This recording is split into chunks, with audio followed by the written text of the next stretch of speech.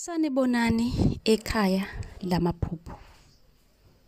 Namuhla sizokhuluma ngokuphupha okuma-periods ukuthi kuchazani ukuphupha usesikhathini.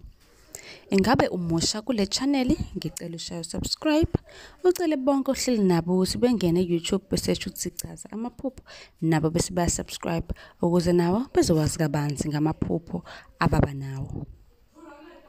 Uma ukuthi buya ku-TikTok le video ngicela ungifollowe, ungi-inbox ucela inamba ka-WhatsApp la ozosibuza khona njalo ekuseni uma uphuphile. Ukuphupha ukuma-periods noma usesikhathini. Namuhla uzowazi kabanzi ngalokho kodwa qala ushaye subscribe. Why ungasubscribe kanti? Labo hleli nabo bona batshela nini? Okay, so batshelile, ngiyabonga. Ngesiqhubeke.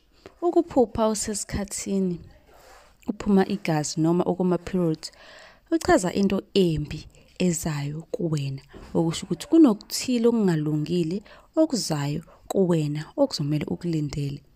Kungenzeka ukuthi ubungozi noma isehlo esithile esingesihle. Kungase futhi kuchaze isichitho. Leli phupho liyaba khona noma ukhulelwe. Kalikhethi ukuthi ukhulelwe noma ukhulelwe.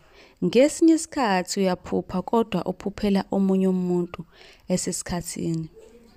Uma uphuphela omunye umuntu lokho kusho ukuthi nalowo muntu uzovelelwa yinto engeyinhle. Kuwo wonke amaphupho angegazi asho okungekho kuhle. Kubantu abanemimoya